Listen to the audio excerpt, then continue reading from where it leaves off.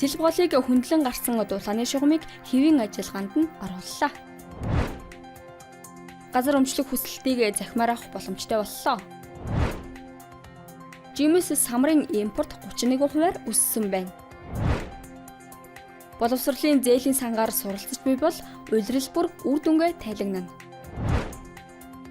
Зас орж засан шуурга шуурж хүүтнэрч чангарна. Бүрээдийн тэргүүн телевизийн шууд нэвтрүүлэгт оролцсон. Ice Club-ийн цөөн хормын мэдээ эхэлж байна. Дулааны 5G магистрал буюу Сэлбголыг хөндлөн гарсан дулааны шугамд гэмтэл гарсныг засварлаж дуусжээ. Тодорхойлбол 10-ны өдөр гэмтэл гарсныг Улаанбаатар дулааны станц компаниас мэдгдсэн. Гэмтлийг дулаанд дамжуулах сүлжээний ашиглал засвар үйлчилгээний албаны шугамын ашиглал засварын 4-р хэсэг засварлаж өнөөдөр хэвийн ажиллагаанд оруулжээ. 5G магистрал нь Баян зүрх дүүрэг 13 дугаар хороол орчмын айл өрх аж ахуйн нэгжийг дулаанаар хангадаг байна. Нийслэлийн иргэд эзэмшиж байгаа газраа өмчлөх хүсэлтэд 12 дугаар сарын 1-ээс эхлэн захимаар илгээх боломжтой боллоо. Үүний тулд газар цэг ГОВ-ЦГМ захим системийн иргэн гэсэн цэсийг сонгож дан хайлтын системээр нэвтрэнэ. Ингээд үйлчилгээний цэсний газрын хүсэлт илгээх сонголт руу орж өөрийн нэр дээрх нэгж талбарыг сонгож шаардлагатай мэдээллийг бүглэж харьяа дүргийн газар зохион байгуулалтын албанд илгээх юм. Харин хариуг хүсэлтийн жагсаалт хэсгээс харна. Газар өмчлүүлж эхэлснээс хойших 22 жилийн хугацаанд нийслэлийн 9 дүүрэгт 213,209 иргэнд 11,375 газрыг гэр бүлийн хэрэгцээнд нь зориулан өмчлүүлжээ. Манай улс оны эхний 10 сарын байдлаар 9.4 тэрбум Америк долларын бараа бүтээгдэхүүнийг импортлсноос жимс самрын импорт 31%-аар өсөж 53 мянган тонн болсон байна. Мөн өндөгний импорт 30%-аар өсөж 110.4 сая ширхгийг, цагаан будааных 17%-аар нэмэгдэж 47 мянган тонныг тус импортлжээ.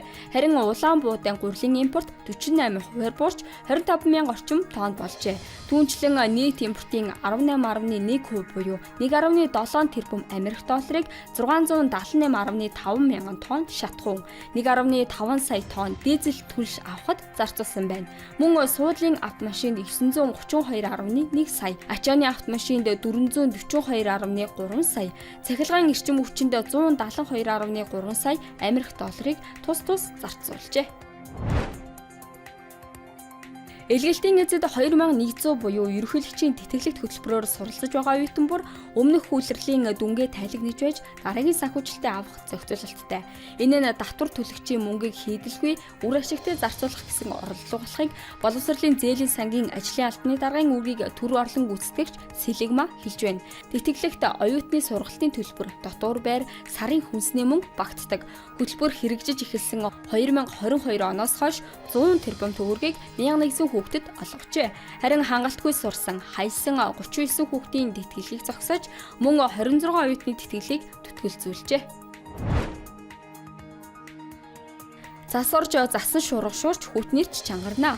Тодорхойлбол 12-нд Хинтийн уулархаг нутгаар, 13-нд Баруун аймагуудын баруун хэсгээр, 14-нд Баруун болон Төвийн аймагуудын ихэнх нутгаар, 15-нд Төвийн аймагуудын зүүн, Говийн аймагуудын хойд хэсгээр, Зүүн аймагуудын ихэнх нутгаар, 16-нд халах голын сав газраар цас орж засан шуурга шуурна.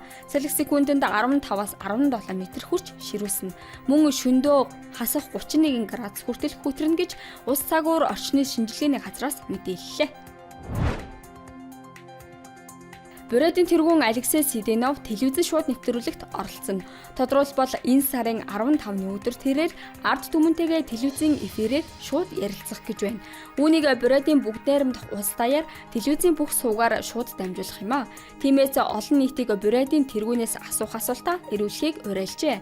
Бүрээдийн тэргүүнтэй хамтдаа шууд эфирт, шууд дамжуулалт Бүрээдийн цагаар энэ сарын 15-ны 17 цагт болох юм байна. Ice Club-ийн цөөн хормын мэдээ байлаа. Ажлын амжилт хүсье.